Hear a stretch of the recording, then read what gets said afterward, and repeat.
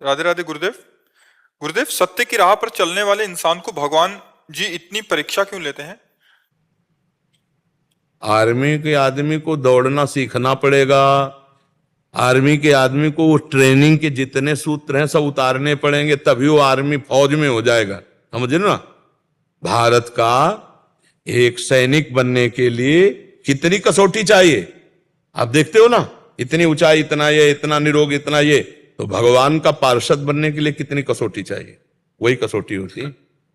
सत्य के मार्ग पर चलने वाला कभी ये प्रश्न ही नहीं कर सकता कि इतनी कसौटी क्यों ली जाती है। नहीं नहीं, आर्मी में जो जाने की कोशिश करता है वो उत्साहित होकर सुबह रोज दौड़ लगाता है। वो हर प्रयास करता है, जानकारी करता है कि आर्मी वाले को क्या क्या सीखना पड़ता है। तो ऐसे हम भगवत प्राप्ति करना चाहते तो हमको जितनी भी कसौटी है वो हंस करके पार करना है। भाई, पीएचडी तक जाना है तो आपको हर क्लास पास करना है। ये बहुत बड़ी ऊंची स्थिति भगवत प्राप्ति। तो इसमें सत्य में चलने, अभी सत्य को समझा नहीं।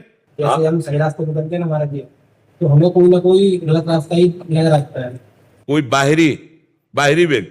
हाँ, तो हमको अपनी कसौटी पे रहना, हमें सही चलना है, हमें थोड़ी गलत रास्ते में झुक जाना है। यही तो हमारी बात है। जैसे हम किसी के साथ सही करते हैं ना जी, तो लोग हमको मतलब गलत ही बताते हैं। तो लोग बताएं गलत, आपको तो पता चल रहा है आप सही चल रहे, फिर क्या है? अगर लोग आपको सही कह रहे हो, आप गलत कर रहे हो, तो हमारा भारतीय कानून आपको जेल में बंद कर देगा, हमारा भागवतिक कानून आपको नरक भेज देगा। और आप सही चल रहे हो, लोग आपको गलत कर रहे हैं, इससे क्या होना है? क्या फर्क पड़ना है?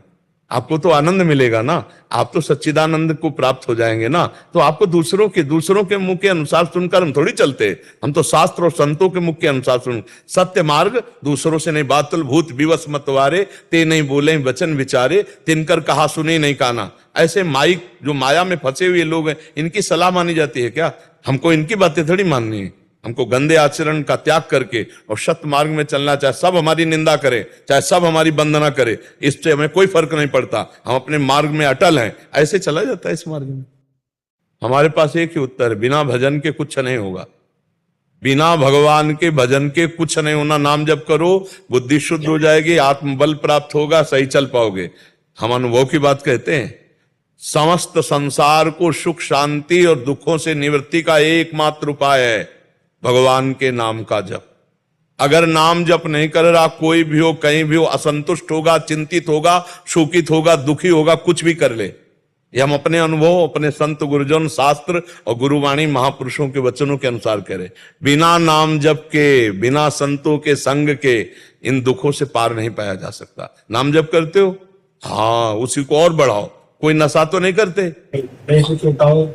नाम जप करके हाँ, चलते फिरते भी कोई पैसा लगता है? चलते फिरते, उठते बैठते नाम जप करो। और जो लोग तुम्हें गलत सिखाएं तो उस समय तुम्हें और पुष्ट हो जाना चाहिए। जहाँ फिसलन होती है वहां पैर मजबूती से रखा जाता है। मेरे साथ रहते हैं ना, तो गलत आचरण करते ही नहीं, कुछ भी नहीं। हाँ, तो तुम कह रहे हो ना कि हमको लोग गलत खींचना चाहते। हम किसी के साथ सही करते हैं ना तो वो हमको गलत ही बताते हैं। तो आप सही करते रहो, वो गलत बताते रहे तो कोई फर्क नहीं पड़ता। आप गलत मत कीजिए, ना उसके प्रति गलत सोचिए। वैसे आप कितना सही करते हैं? क्या सही करते हैं? जैसे कि हम किसी के बारे में सही सोचते हैं तो हमें किसी के बारे में सोचने का मतलब क्यों है? जैसे हमने किसी के साथ सही किया।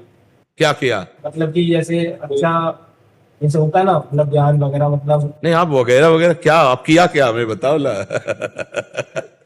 देखो, ऐसा इसलिए हम पूछ रहे हैं कि अभी आप थोड़ा भ्रमात्मक हो कि आपने कुछ कर सकते हो, किसी का हित कर सकते हो, किसी का मंगल कुछ नहीं कर सकते। अगर किसी का मंगल होता है तो भगवान तुमसे करवा रहे हैं, ऐसा बात सोचो तो तुम दुखी नहीं होगे। और जब तुम अपने को करता मानोगे तो दुखी आ जाएगा। नहीं, तुम क्या कर सकते हो बच्चा? किसी का मंगल क्या कर सकते हो? तुम अपना मंगल नहीं कर सकते। अगर तुम कुछ कर सकते हो तो अपना विनाश ही कर सकते हो, अपना पतन ही कर सकते हो। अगर तुम्हें कोई उठा रहा है तो किसी संत की वाणी, भगवान की कृपा, ये बात सोचो ना, तो तुम्हें दुख नहीं होगा। तुमको सोचना है जो आदमी गलत सलाह दे रहा है, भगवान मेरी परीक्षा ले रहे हैं, मुझे पुष्ट होकर चलना है, मुझे गलत मार्ग में नहीं चलना। अगर किसी का हित हो गया तुम्हारे द्वारा तो सोचो भगवान की बड़ी कृपा जो मेरे द्वारा इसका हित करा दिया। अब वो पलट कर तुम्हें थैंक यू, धन्यवाद बोले, ये ऐसी आशा मत रखो। तुम्हारी बड़ाई करे, ऐसी आशा मत रखो। ये आशा तभी है जब तुम अहंकार से युक्त हो कि मैंने किसी का हित किया। ये सबसे बड़ा दोष है। भगवान हित करा रहे हैं। अब तुम्हें कोई गाली दे, तुम्हें कोई चाहे वंदना करे, तुम्हें दोनों बातों में समान रहना है, क्योंकि तुमने तो किया नहीं, भगवान ने तुम्हारे द्वारा उसका मंगल करवाया, हित करवाया, ऐसे सोचा जाता है। तब अहंकार रहित होकर भगवत मार्ग में आगे बढ़ा जाता है। अगर ये आएगा हमने इसका हित किया हमने, तो फिर देखो दुखी हो, वो गाली दे दिया हुआ ऐसा, तो फिर आप दुखी हो जाओगे। नहीं, जो दुख और सुख में समान होता है भगवान का भक्त होता है। आगे बढ़ो, नाम जप करो और सत्संग रोज सुनते रहो। मतलब गाली देते, कुछ भी बोल दे कोई, तो मैं कुछ अरे गाली तो बच्चा तुम्हें क्या, भगवान को भी देते हैं लोग, नहीं है? अरे पूरी सृष्टि में अगर देखो तो 1000 भगवान की पूजा करने वाले, तो 2-4 तो गाली देने वाले मिलेंगे भगवान को भी। अगर आप देखो समाज में तो 1000 लोग नमस्कार करने वाले, तो 10-5 तो मिलेंगे गाली देने वाले। तो भगवान जब धूप देते हैं तो छाया भी देते हैं, जब दिन देते हैं तो रात भी देते हैं। इसलिए दुख सुख में समान रहना, तभी इस मार्ग में चल सकते हो। नहीं तो, और उसमें हमारा लाभ होता है, जब हमको कोई गाली देता है तो हमारे पूर्व में जो पाप हुए हैं वो नष्ट हो जाते हैं। हर चीज का विधान है। जैसे किसी ने आपको गाली गए, आपके हृदय में ताप हुआ ना, जलन हुई, आप सह गए, तो आपके पाप नष्ट हो गए। आपने पलट कर जवाब दे दिया, गाली दे दी, तो बात नहीं बनी। तो हमको चुपचाप सह जाना है, जिससे हमारे पाप नष्ट हो जाएंगे, हम भगवान के मार्ग में आगे बढ़ेंगे। समझ पा रहे हैं आप?